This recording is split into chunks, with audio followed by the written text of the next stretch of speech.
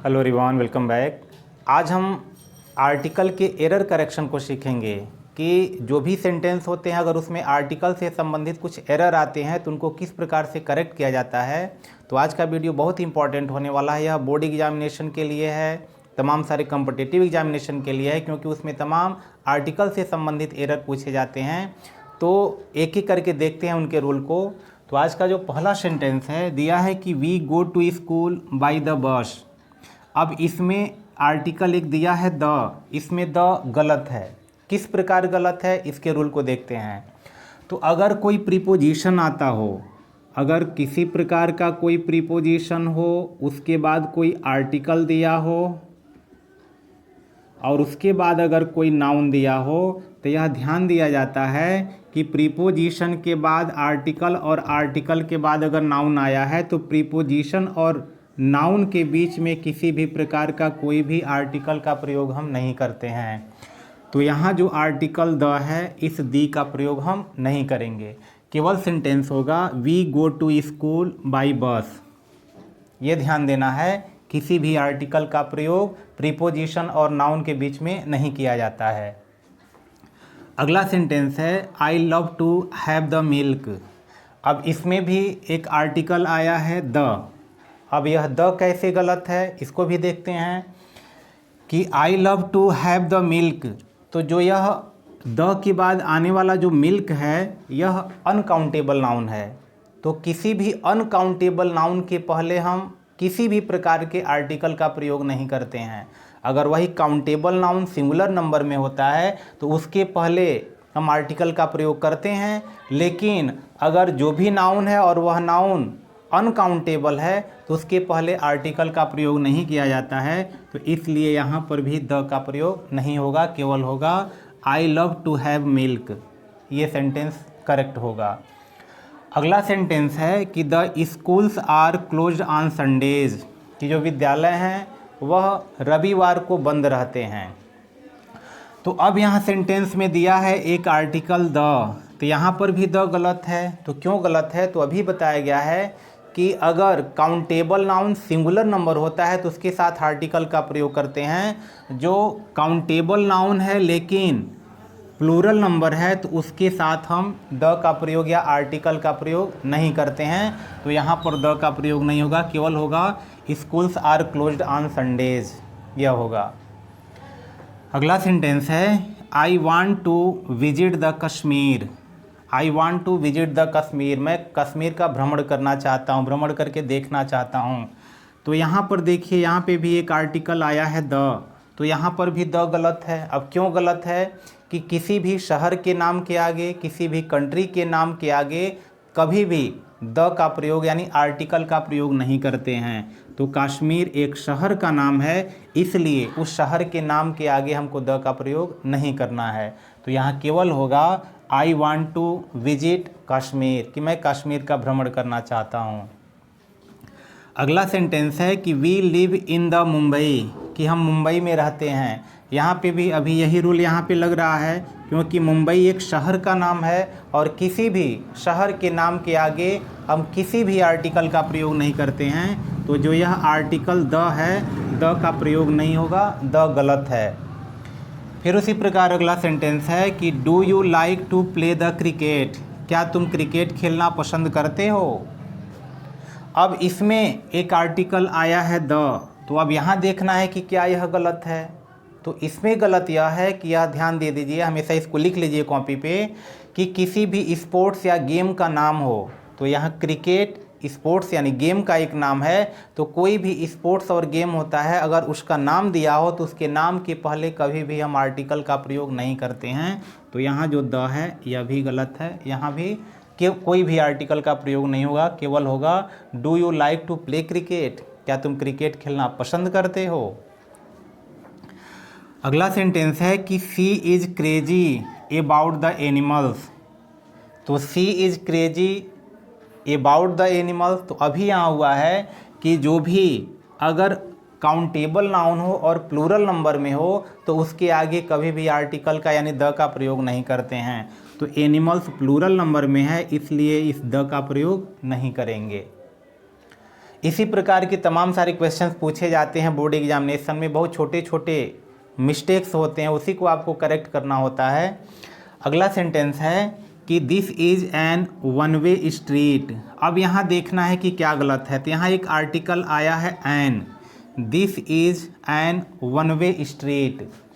तो यहाँ पे एन, चूँकि यहाँ ओ आया हुआ है और ओ के अनुसार यहाँ एन होना चाहिए, लेकिन हम इसके प्रोनाउंसिएशन पे जाएंगे, उच्चारण पे जाएंगे कि यहाँ वन जिसका उच्चारण है वह अगर वोकल होगा, अगर जहाँ पे लिप, टीथ और टंग का प्रयोग नहीं किया जाता है, वोकल होता है, कंठ से जिसकी आवाज़ आती है उसी के आगे एन का प्रयोग करते हैं।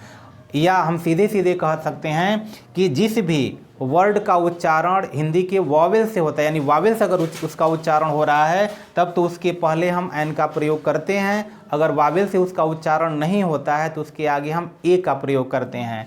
तो इसका देखिए उच्चारण व होता है, वन है, और वह हिंदी के वावेल में हिंदी के कॉन्सोनेंट में आता है, वावेल में नहीं आता है। अगर यह वावेल में आ रहा होता तब तो यह एन सही होता, वावेल में नहीं आता, यह कॉन्सोनेंट है, इसलिए यहाँ पे जो एन है, एन न हो करके यहाँ पे ए का प्रयोग करेंगे और यह होगा this is a one way street.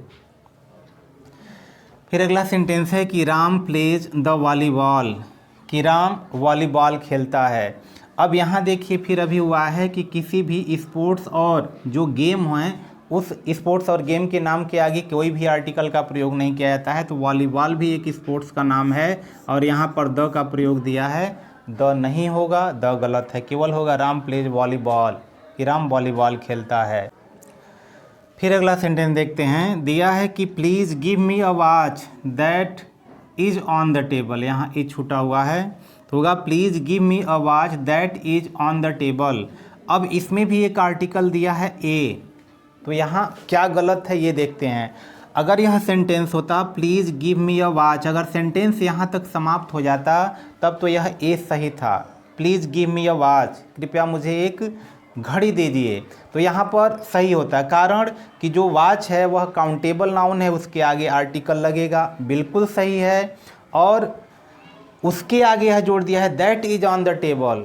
अगर कोई चीज़ खास होता है, बिल्कुल खास हो, अगर किसी खास चीज़ के बारे में हम अगर जिक्र करते हों तो उसके आगे हम ए और एन का प्रयोग न करके हम द का प्रयोग करते हैं, यह ध्यान देना है। तो यहाँ please give me a watch that is on the table, यानी मुझे वही घड़ी चाहिए जो मेज़ पर रखी हुई है। अगर उतना केवल होता कि please give me a watch, कृपया मुझे घड़ी दीजिए, तो कोई भी घड़ी हो सकता था, लेकिन कह रहा है कि that is on the table, जो मेज़ पर है मुझे वही घड़ी चाहिए, यानी जिस चीज़ के बारे में हम पहले से परिचित हों, वह मेरे लिए अगर खास हो, उसके बारे में हम पहले से जानते हों, तो उसके आगे द का प्रयोग करते हैं, ए का प्रयोग नहीं करते हैं, इसलिए यह ए गलत है, यहाँ द का प्रयोग किया जाएगा कि please give me the watch that is on the table, कि मुझे वह घड़ी दीजिए जो मेज़ पर रखी हुई है। अगला देखते हैं, दिया है कि the knowledge is more powerful than the strength, कि the knowledge is more powerful than strength. यहाँ पर एक आर्टिकल आया है द और यहाँ पर भी आर्टिकल आया है द। अब यहाँ क्या गलत है, तो अभी इसके पहले हुआ है कि जो भी काउंटेबल नाउन होते हैं सिंगुलर नंबर में, उसके आगे हम आर्टिकल का प्रयोग करते हैं, और अनकाउंटेबल नाउन के आगे हम कभी भी आर्टिकल का प्रयोग नहीं करते हैं। तो नॉलेज अनकाउंटेबल है, इसको गिना नहीं जा सकता है, इसलिए इसके आगे जो द लगा है यह द नहीं होगा। उसी प्रकार जो स्ट्रेंथ है, स्ट्रेंथ भी अनकाउंटेबल नाउन है, इसलिए इसके पहले हम द का प्रयोग नहीं करेंगे, केवल होगा knowledge is more powerful than strength. तो फिर अगला सेंटेंस देखते हैं, दिया है कि he is learning to play the violin, कि वह वायलिन बजाना सीख रहा है। तो यहाँ पर भी देखिए एक वायलिन एक इंस्ट्रूमेंट का नाम आया है, तो किसी भी अगर वाद्य यंत्र का नाम दिया है तो उस वाद्य यंत्र के पहले हम किसी भी आर्टिकल का प्रयोग नहीं करते हैं। तो यह जो द वायलिन है यह समाप्त हो जाएगा, केवल हो जाएगा he is learning to play violin. कुछ और भी एग्जाम्पल को देख लेते हैं। तो अगला एग्जाम्पल देखते हैं, तो अगला एग्जाम्पल है कि he is a tallest student in his class. अब इसमें एक आर्टिकल आया है ए, तो ए आर्टिकल गलत है। अब ए की जगह पे क्या होगा, तो अगर यह ध्यान देंगे कि टाल का जो सुपरलेटिव डिग्री है वह टालेस्ट है, और सुपरलेटिव डिग्री के पहले हमेशा द का प्रयोग होता है, ए का प्रयोग नहीं होता है। तो यहाँ ए गलत है, यहाँ पर द का प्रयोग होगा कि he is the tallest student in his class, कि वह अपने कक्षा का सबसे लंबा लड़का है। अगला एग्जाम्पल है कि please give me pen that is in front of you, कृपया मुझे वह कलम दीजिए, that is in front of you, जो आपके सामने है। तो अगर यहाँ तक होता प्लीज़ गिव मी पेन, तो अगर यहाँ तक होता तब तो यहाँ ए लगता, please give me a pen, मुझे एक कलम दीजिए। लेकिन उसके बाद दे दिया है कि that is in front of you, तो यह मेरे लिए खास है। तो जब भी कोई खास होगा जिसके चीज़ यानी जिस वस्तु के बारे में पहले से हमको जानते होंगे, तो उसके पहले हमेशा हम द का प्रयोग करते हैं। तो यहाँ द होगा, please give me the pen that is in front of you. फिर अगला सेंटेंस है कि I like to read book, I like to read book, मैं पुस्तक पढ़ना पसंद करता हूँ। तो कोई भी अगर काउंटेबल नाउन सिंगुलर नंबर में होता है तो उसके पहले हमेशा हम ए का प्रयोग करते हैं। तो यहाँ पे ए का प्रयोग होगा, आर्टिकल का प्रयोग होता है तो यहाँ ए का प्रयोग होगा। अगर यही खास होता तो द का प्रयोग होता। अब दिया है कि the students are going to the college, the students are going to the college. अब यहाँ गलत है, क्या गलत है? तो यह स्टूडेंट्स काउंटेबल नाउन है, प्लूरल नंबर है। तो काउंटेबल सिंगुलर नाउन के पहले हम आर्टिकल का प्रयोग करते हैं, लेकिन वही अगर प्लूरल होता है तो उसके आगे द का प्रयोग नहीं करते हैं। तो यहाँ आर्टिकल का प्रयोग नहीं करते हैं तो द का प्रयोग यहाँ नहीं होगा।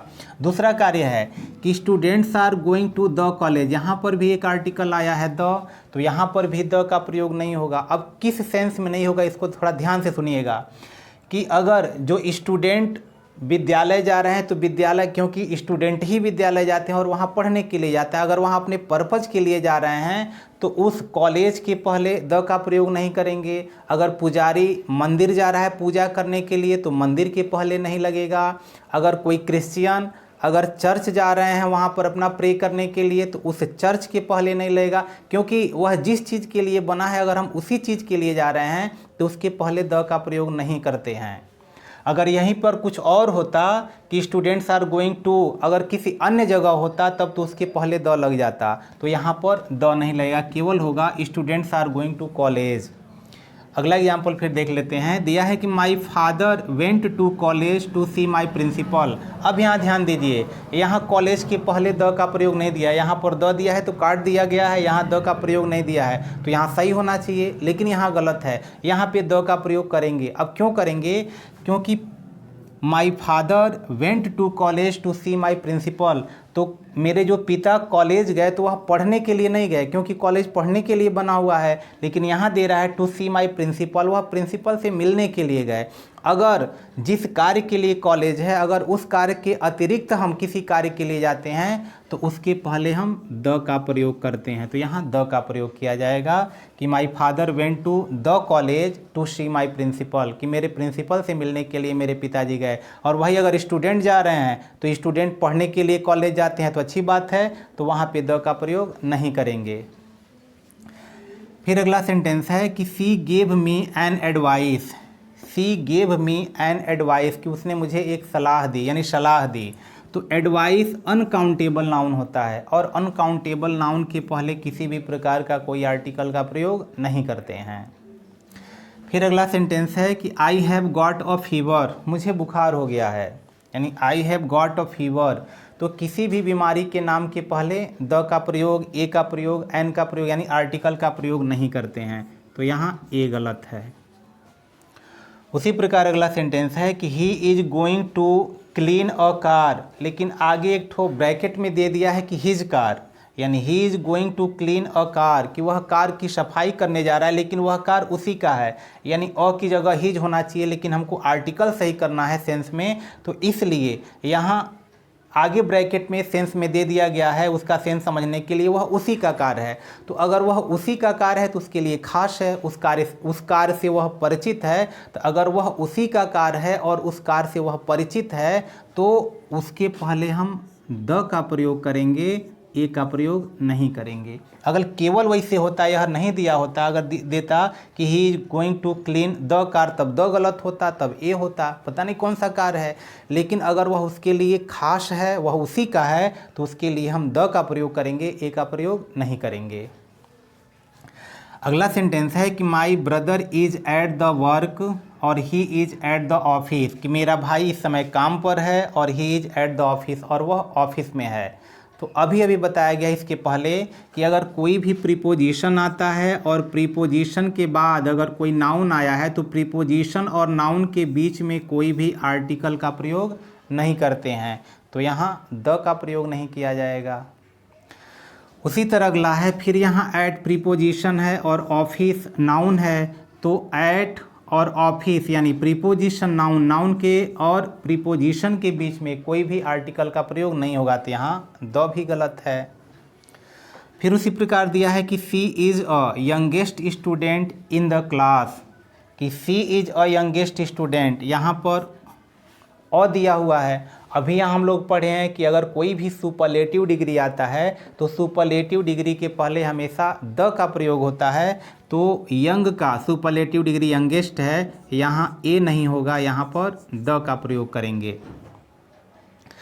फिर अगला सेंटेंस है कि Ram is the student, Ram विद्यार्थी है, तो कोई भी काउंटेबल नाउन है और स्टूडेंट, अब इसके बाद इसके बारे में कुछ बताया नहीं गया है, तो यहाँ द की जगह ए का प्रयोग होगा कि Ram is a student, Ram विद्यार्थी है। क्योंकि कोई भी काउंटेबल नाउन होगा और वह इनडिफिनिट होगा तो उसके पहले हमेशा ए का प्रयोग होता है। अगर वही डिफिनिट होता तो उसके पहले द का प्रयोग होता, क्योंकि अगर वो खास होता तब तो द का प्रयोग होता।